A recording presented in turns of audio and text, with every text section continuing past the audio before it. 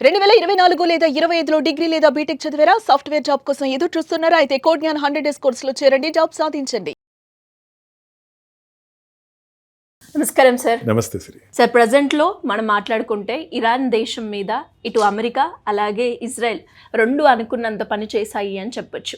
దాడి చేశాయి. అలాగే అక్కడ సుప్రీం లీడర్ అయిన అలీ ఖamenei గారిని చంపడం జరిగింది. ఆయన కూడా మరణించాడు.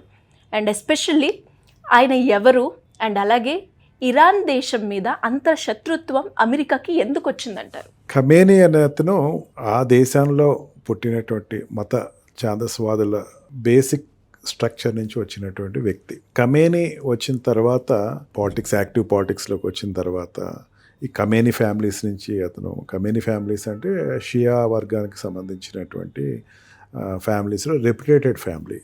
ఆ ఖamenei వచ్చిన తర్వాత వారసత్వపు రాజకీయం అని చెప్పచ్చు. ఖamenei ఫ్యామిలీ నుంచి అతను వచ్చిన తర్వాత అప్పుడు ఉండేటువంటి గల్ఫ్ దేశాల్లో ఉండేటువంటి ముస్లిం ఉద్యమాలు నడిచిన టైంలో చాలా కీలక పాత్ర వహించాడు అతను.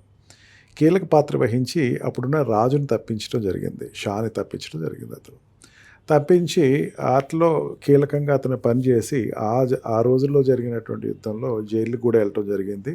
అండ్ 3 years అతను జైల్లో ఉండటం, ఆ తర్వాత బయటకు వచ్చి అతనికి జరిగినటువంటి ఎలక్షన్స్లో అతను సుప్రీం కింద 98% ఓటింగ్ అతనికి ఫేవర్గా రావటం, వ్యక్తి ఆరాధన సిద్ధాంతాన్ని అతను ఎంకరేజ్ చేయటం, ఖamenei అంటే దేవుడు అల్లా ప్రతినిధి అని చెప్పి నమ్ముతున్నటువంటి షియా ప్రజలకి అతను ఆరాధ్య దైవం అవటం, ఇతను ఎక్కడ విస్తరిస్తాడు అని చెప్పి అప్పట్లో సద్దాం హుస్సేన్ కూడా అతన్ని ఏదో రకంగా అంతమొందించాలి, అతన్ని రిమూవ్ చేయాలి అని చెప్పేసి ఆ రెండింటి మధ్యన జరిగిన యుద్ధం ఖamenei మ్యాక్సిమం లైఫ్ అంతా కూడా అక్కడ గడిపిందని చెప్పచ్చు. ఇరాక్ మధ్యన యుద్ధం 8 సంవత్సరాలు నడిచింది.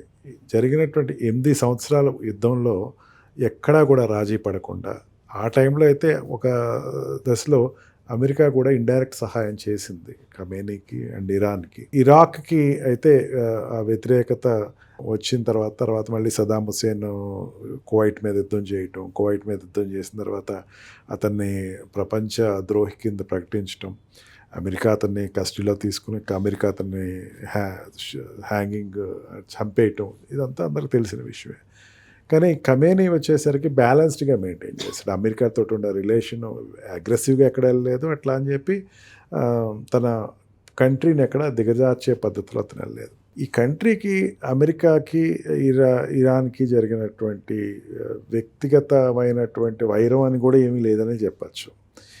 ఏదొచ్చినా ఈస్టర్న్ ఏషియాలో ఏమొస్తుందంటే అక్కడ ఉండేటువంటి జ్యూస్కి అండ్ ముస్లిమ్స్కి జరిగే యుద్ధం, ఇజ్రాయెల్కి మిగతా కంట్రీస్కి అన్నిటికీ చుట్టుపక్కల ఉండేటువంటి పాలస్తీనా సపోర్ట్ ఉన్న దేశాలకి జరిగే యుద్ధంలో ఇరాన్ కీలక పాత్ర వహించటం, వాళ్ళకి అక్కడ పాలస్తీనాకి సపోర్టుగా నిలబడి డైరెక్ట్గా ఇజ్రాయెల్ మీద యుద్ధం ప్రకటించడం, ఇజ్రాయెల్కి వాళ్ళ మధ్యన వైరాన్ని అమెరికా చాలా వరకు ఇన్వాల్వ్ కాలేదని చెప్పచ్చు. ఎప్పుడైతే ట్విన్ టవర్స్ మీద అటాక్ అయిందో, అమెరికన్ ట్విన్ టవర్స్ మీద అటాక్ జరిగిందో, ఆ తర్వాత నుంచి ఇరాన్కి అమెరికాకి రిలేషన్షిప్ అనేది బాగా దెబ్బతింది. ఎంత దాకా దెబ్బతిందంటే కనుక అసలు ఇతను నియంత కింద ప్రకటించడం, ప్రపంచ దేశాల్లో నియంత కింద ప్రకటించడం అంటే ఆ దేశానికి నియంత కాకపోవచ్చు, మిగతా దేశాలకి అతను నియంత. డిక్టేటర్ అంటే ఏంటంటే ఒక రకంగా చెప్పాలంటే నియంతని ఒక రాక్షసుడి కింద పోర్ట్రే చేస్తారు, ఒక రావణాసుడి కింద అట్లా పోర్ట్రే చేస్తారు. అతను ఆ దేశాన్నే కబలించేస్తున్నాడు, ఆ దేశంలో ఉండేటువంటి ఇష్యూస్ని తీసుకుంటారు. 1999లో అక్కడ స్టూడెంట్స్ వ్యతిరేకత ఉద్యమం జరిగింది, దాన్ని అనగదొక్కేయటం జరిగింది. అండ్ 2016లో కూడా ఉద్యమం జరిగింది, దాన్ని ఉక్కుపాదంతో అణిచేయడం జరిగింది. ఈ రెండింటిని అంటే ఏ చిన్నది జరిగినా సరే అతను తీసుకునే నిర్ణయం చాలా హార్ష్గా ఉంది. చాలా మన దేశంలో కూడా ఒకసారి మనకి ఎమర్జెన్సీ వస్తే అప్పుడు ఉండేటువంటి మేడం గాంధీని మన నియంతనే మనం పిలిచాం, ప్రపంచ దేశాలు పిలవలేదు. కానీ ప్రపంచ దేశాలు ఇతను నియంత అని పిలుస్తాయి. ఇతను ఒక నియంత, ఆ దేశంలో అందరినీ తొక్కేస్తాడు, ఎవరిని వాయిస్ రైజ్ చేయనివాడు, డెమోక్రసీ వాయిస్ బయటికి రాదు అన్నది రెగ్యులర్గా మిగతా కంట్రీస్ పోర్ట్రే చేస్తారు. ట్విన్ టవర్స్ మీద కూలిపోయిన తర్వాత ప్రపంచ దేశాలు అన్నిటినీ అప్పుడు ఉండేటువంటి W. బుష్ అనుమానించడం మొదలుపెట్టాడు. దీనికి కారణం, దీన్ని ప్రోత్సహించిన వాళ్ళు కోర్స్ అల్ఖైదా వాళ్ళు వీళ్ళందరూ ఉన్నారు దీని వెనకాలని తర్వాత తేల్చినా సరే వాళ్ళకి సపోర్ట్ చేసిన దేశాల కింద ఈ దేశాలు ఇరాన్ ఉంది దాంట్లో కీలక పాత్ర వహించిందని, తర్వాత పాలస్తీనా ఉద్యమంలో పాలస్తీనా కంటే ఇజ్రాయెల్కి జరిగేటువంటి వార్ ఏదైతే ఉందో ఆ వార్లో పాలస్తీనా సైడ్ ఉండటం అమెరికాకి నచ్చల. ఇరాన్ పరిధి దాడుతుంది, ఇరాన్ తన యొక్క తనకు ఉండేటువంటి లైన్స్ దాడుతుంది అని చెప్పటం.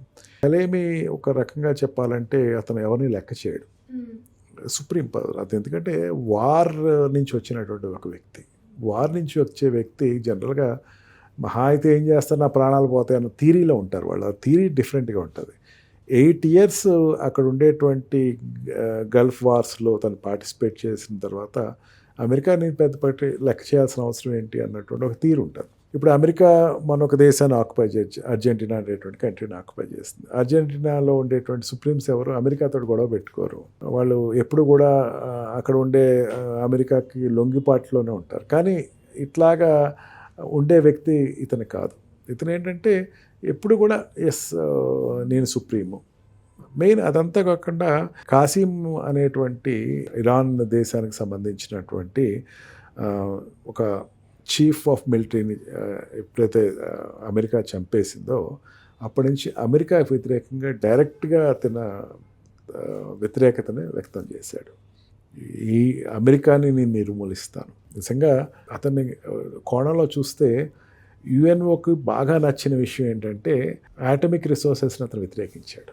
సోకాల్డ్ యుఎస్ కానీ యుఎస్ఎస్ఆర్ కానీ చైనా కానీ ఇవన్నీ కూడా ఆటమిక్ రిసోర్సెస్ని పెంచి పోషించాలంటే తను మాత్రం లేదు నా దేశంలో ఆటమిక్ రిసోర్సెస్ మనం వాడద్దు అని చెప్పేటువంటి ఒక రకమైనటువంటి యుఎన్ఓకి నచ్చినటువంటి వ్యక్తి కింద చెప్పచ్చు.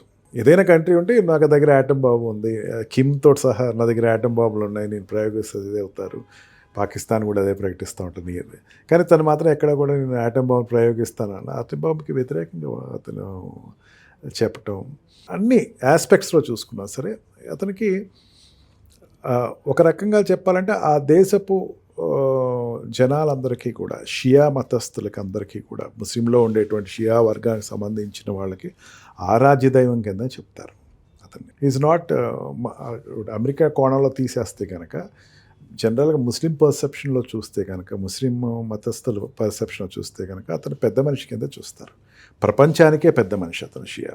లేకపోతే అక్కడ జరిగినటువంటి ఇన్సిడెంట్ ఇండియాలో ఉండేటువంటి మేజర్ సిటీస్ ఈవెన్ హైదరాబాద్లో కూడా కొంచెం మనకి నిరసన వ్యక్తం చేశారు, అతన్ని చంపేయడం తప్పు అన్నారంటే ఇదే సదాం హుసేన్ నియంత అతన్ని చంపేశారు కానీ ఎవరు అక్కడ రియాక్ట్ అవ్వలేదు. ఇరాక్లో అర్జెంటీనా అక్కడ వాళ్ళ కంట్రీ ప్రెసిడెంట్ని ఎత్తుకెళ్ళిపోయారు, అయినా పెద్ద రియాక్ట్ అవ్వలేదు. కానీ ఎప్పుడైతే ఇరాన్ సుప్రీంని చనిపోయాడు అని ప్రకటించడం జరిగిందో ప్రపంచ దేశంలో ఉండేటువంటి షియా మతస్థులందరూ కూడా వ్యతిరేకించారు. కారణం ఏంటంటే మెయిన్ అతను తీసుకునే స్టెప్స్ చెప్పచ్చు.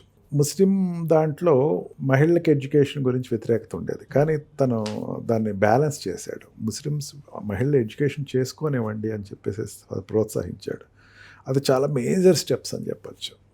దాన్ని ఇంకా కొంచెం ముందుకెళ్ళి హిబాబ్ తీసేస్తానంటే దాన్ని వ్యతిరేకించాడే కానీ ముస్లిం ఎడ్యుకేషన్ మహిళా ఎడ్యుకేషన్ తను ప్రోత్సహించాడు. ఆ రకంగా ప్రతి వాళ్ళకి అతను ఆరాధ్య దైవం కిందే ఉండాలని చెప్పచ్చు. సరే అండ్ అలాగే మనం చూస్తే సిచ్యువేషన్ ఇటు చైనా కావచ్చు రష్యా కావచ్చు ఇంత వార్ జరుగుతున్నా కూడా ఎలాంటి రియాక్షన్ అయితే మనం చూడడం లేదు.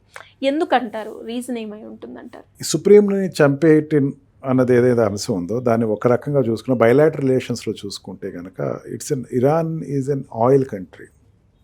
ఆయిల్ అక్కడి నుంచి మనకి ఎక్కువ అన్ని దేశాలు తీసుకెళ్తున్నటువంటి కంట్రీ కింద ఇరాన్ చెప్పచ్చు. అక్కడ ఉండేటువంటి ఆయుధాలు ఏదైతే ఉన్నాయో ఆ కంట్రీలో ఉండేటువంటి ఆయుధాలు ఉండే లేటెస్ట్ వెపన్స్ ఏదైతే ఉన్నాయో అవన్నీ కూడా చాలా వరకు రష్యా యొక్క సపోర్ట్ తోటి జరుగుతున్నాయి. రష్యా నుంచి మ్యానుఫ్యాక్చర్ అయ్యి అక్కడికి వస్తున్నాయి. అండ్ చైనా కూడా అక్కడ ఉండే పోర్ట్స్ని డెవలప్ చేయడం జరుగుతుంది.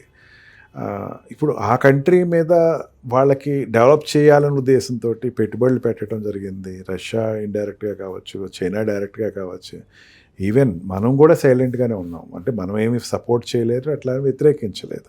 మనం ఈ కంట్రీస్ అన్నీ ఏంటంటే ఏషియన్ కంట్రీస్ అమ్మ. యూరోప్లో సగం భాగం, ఏషియాలో సగం భాగం రష్యా ఉంటుంది, యూరోప్లో ఉన్న ఏషియాలో ఉంటుంది, అండ్ పూర్తి Asian country China. America is not మన కాంటినెంట్లో లేదు, అది మన కాంటినెంట్కి సంబంధం లేని కంట్రీ అది. కానీ మన కాంటినెంట్లో మిగతా అన్ని కంట్రీస్ తోటి రిలేషన్ బ్యాలెన్స్ చేసుకోవాలి అన్న ఫీలింగ్ తోటి చైనా రష్యా ఏంటంటే ఇండైరెక్ట్గా ఆ బాంబ్ బ్లాస్టింగ్ అనేది వ్యతిరేకించినాయి. అండ్ అమెరికాకి డైరెక్ట్గా వ్యతిరేకం చెప్పకపోయినా సరే మేము ఎఫెక్ట్ అయ్యాము అనేది ప్రకటించింది. అది ఓవర్ రియాక్ట్ అయిపోయి మేము ఇప్పటికిప్పుడు దీనికి సపోర్ట్ చేస్తాం, లేకపోతే అమెరికాకి సపోర్ట్ చేస్తాం, దే ఆర్ అబ్జర్వింగ్ ఎవ్రీథింగ్, ప్రతిదీ అబ్జర్వ్ చేస్తారు. మెయిన్ ఏంటంటే అతను చనిపోయిన తర్వాత సౌదీ కంట్రీస్లో, కువైట్లో కానీ మిగతా డెవలప్ యుఏఈలో ఉండేటువంటి ఎయిర్పోర్ట్స్ మీద అటాక్స్ జరిగినాయి, అక్కడ ఉండే అమెరికన్ కన్సల్టెంట్స్ మీద అటాక్ జరిగినాయి. ఇదంతా అబ్జర్వ్ చేస్తున్నాయి. ఎప్పుడైతే అక్కడ ఉండేటువంటి దాన్ని స్ప్రెడ్ అయిందంటే మిగతా కంట్రీస్ వెయిట్ చేస్తాయి. ఇది పెద్ద వార్, థర్డ్ వరల్డ్ వార్ వస్తుందా అంటే థర్డ్ వరల్డ్ వార్ వచ్చేంత అంశం కూడా కనపట్లేదు ఇక్కడ. థర్డ్ వరల్డ్ వార్ అంటే ప్రతి చిన్న కంట్రీ, రెండు కంట్రీస్ మధ్య యుద్ధం జరగాలి. అంటే థర్డ్ వరల్డ్ వార్ రావాలంటే పాకిస్తాన్ ఇండియా కొట్టుకోవాలి, బంగ్లాదేశ్ ఇండియా కొట్టుకోవాలి, చైనా అండ్ ఇండియా కొట్టుకోవాలి, లేదా రష్యా అండ్ మిగతా అక్కడ ఉండేటువంటి యూరోపియన్ కంట్రీస్ దెబ్బలాటలు జరగాలి, జపాన్ అండ్ మిగతా కంట్రీస్ దెబ్బలాటలు. అట్లా కాదు, అటువంటి సిచ్యువేషన్ కాదు. కేవలం అంటే ఇజ్రాయెల్కి వ్యతిరేకంగా ఉండేటువంటి ఇరాన్ అండ్ పాలస్తీనాకి సపోర్ట్ చేస్తున్న ఇరాన్, ఇజ్రాయెల్ అంతా చూసుకున్న ఇజ్రాయెల్ నెహోకి సంబంధించినటువంటి పాలిటిక్స్ నడుస్తుంది కాబట్టి ఆ బేస్డ్గా ఉండేటువంటి డిస్టర్బెన్స్ కింద మనం చూసుకోవచ్చమ్మా. దీన్ని వైడ్గా చూడాల్సినంత అవసరం అయితే లేదు దీంట్లో.